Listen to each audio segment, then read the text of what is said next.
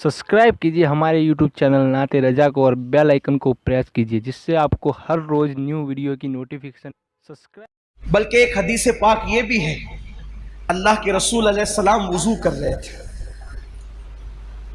यहां पर थोड़ा इश्क रसूल का बाब भी खुलेगा, वाह होगा, इश्क रसूल का बाब भी वाह होगा, और हम देखेंगे कि हम में कौन आशिक रसूल है। हुजूर अलैहिस्सलाम वुजू फरमा रहे थे और पानी हुजूर अलैहिस्सलाम के वुजू का ढलान की तरफ बह रहा था। वुजू का पानी ढलान की तरफ बह रहा था। एक सहाबी थे वहां मौजूद, उन्होंने अर्ज किया, या रसूल अल्लाह सल्लल्लाहु अलैहि वसल्लम, मैं आपसे इश्क करता हूँ, मोहब्बत करता हूँ आपसे। हुजूर ने फरमाया सल्लल्लाहु अलैहि वसल्लम, क्या कहा तुमने? हुजूर मैं आपसे इश्क करता हूँ। करीम आका जिसके कान लाले करामत है, दूर और नजदीक के सुनने वाले वो कान लाले करामत पे लाखों सलाम। हुजूर अलैहिस्सलाम ने तीसरी बार पूछा, क्या कहा तुमने? हुजूर मैं आपसे इश्क करता हूं। आका फरमाते हैं, तो अगर तू वाकई मुझसे इश्क करता है तो मुसीबत और आजमाइशों के लिए तैयार हो जा, क्योंकि जो हमसे इश्क करता है अल्लाह उस पर मुसीबतों के दरवाजे खोल देता है, अल्लाह उस पर तकलीफों के दरवाजे खोल देता है। हमसे मोहब्बत करने वालों पर आजमाइश और मुसीबतों के दरवाजे इतनी तेजी से खुलते हैं और मुसीबतें उसके पास इतनी तेजी से भाग भाग कर आती है, जैसे ये वुजू का पानी तेजी से ढलान की तरफ गिर रहा है, वैसे मुसीबतें तेजी से उसके पास आती है।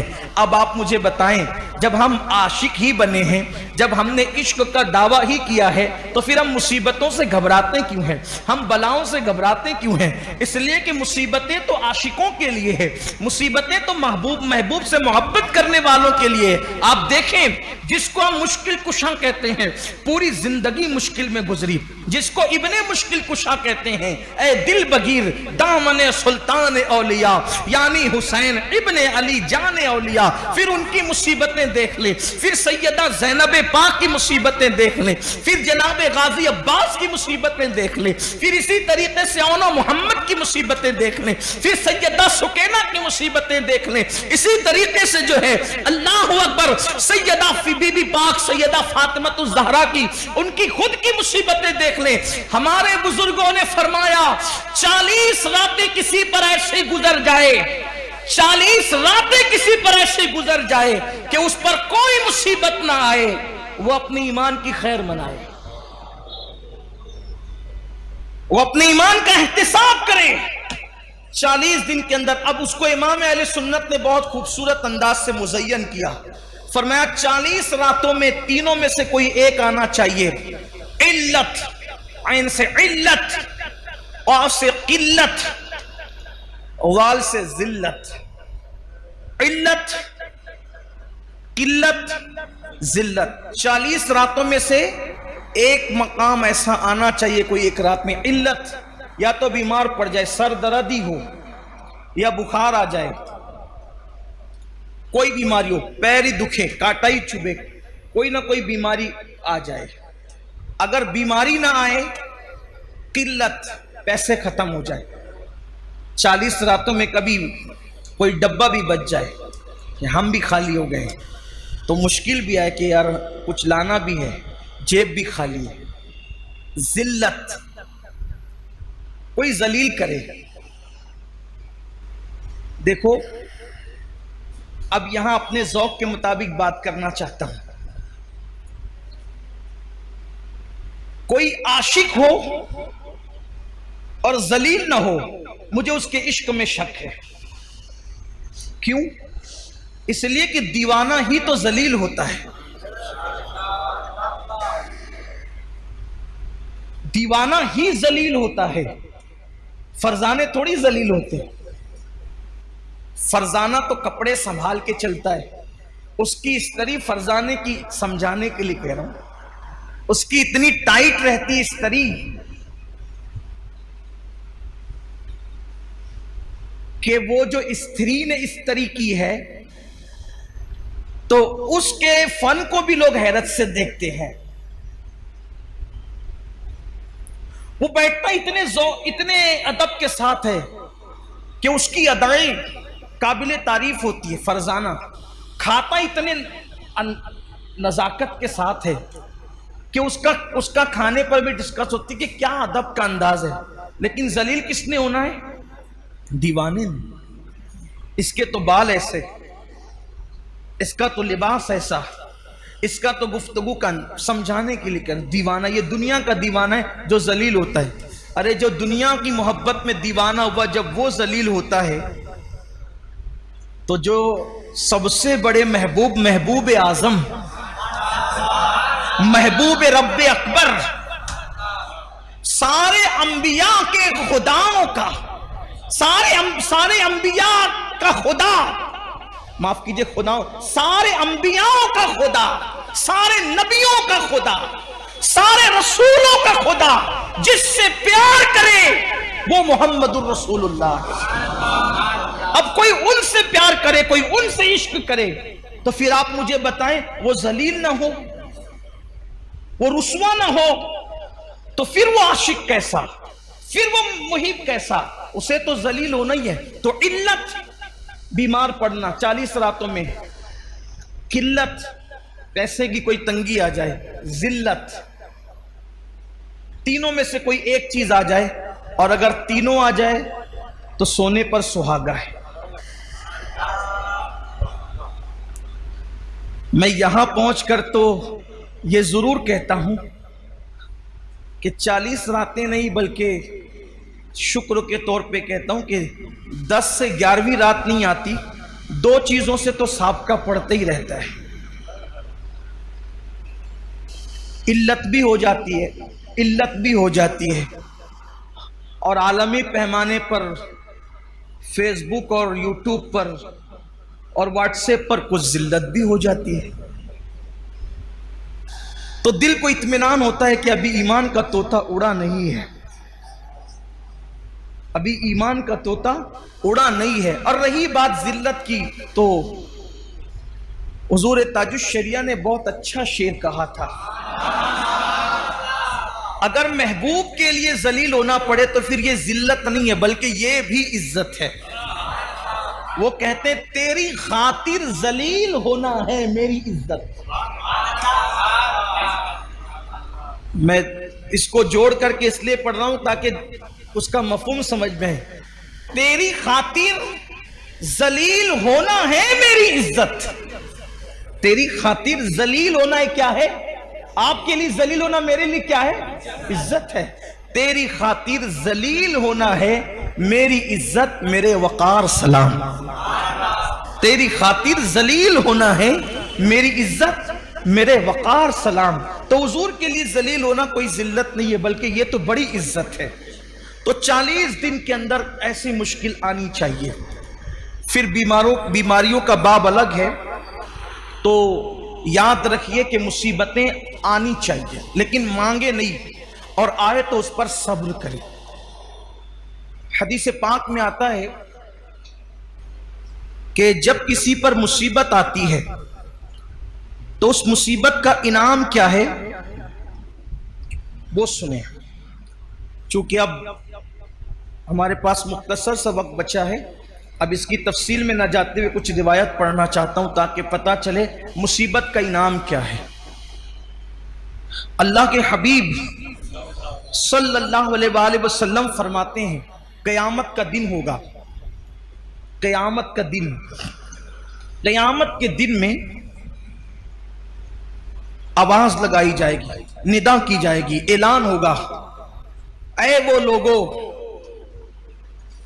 जिन लोगों ने अल्लाह से अपना अपना कर्जा वापस लेना है, ऐ वो लोगों जिन्होंने अल्लाह से अपना अपना कर्ज वापस लेना है, जिनका अल्लाह कर्जदार है। समझाने के लिए, जिनका अल्लाह कर्जदार है, जिन्होंने अल्लाह से कर्ज वापस लेना है, वो सब आओ, वो सब जमा हो जाओ।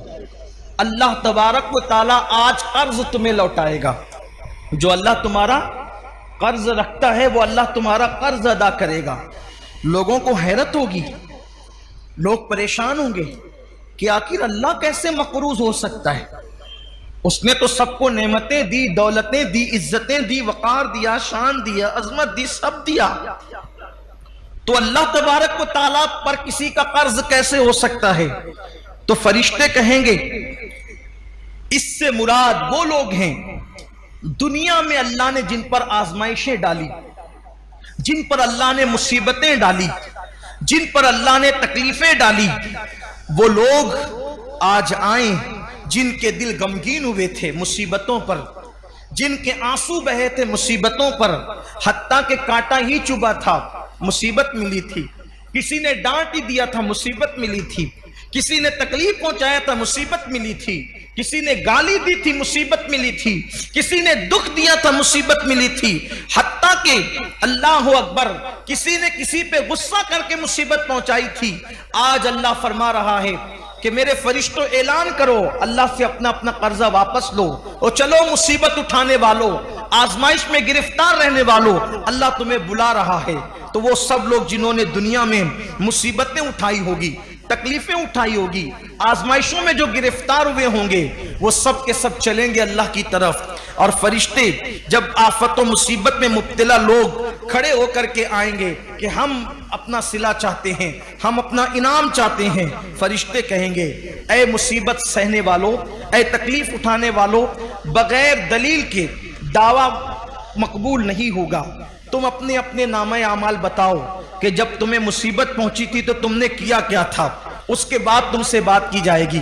तो उसमें से बहुत सारे लोग छट जाएंगे, क्योंकि जब उनको मुसीबत पहुंची थी तो मुसीबत पहुंचते वक्त उन्होंने क्या किया था, अल्लाह की शिकायत की थी।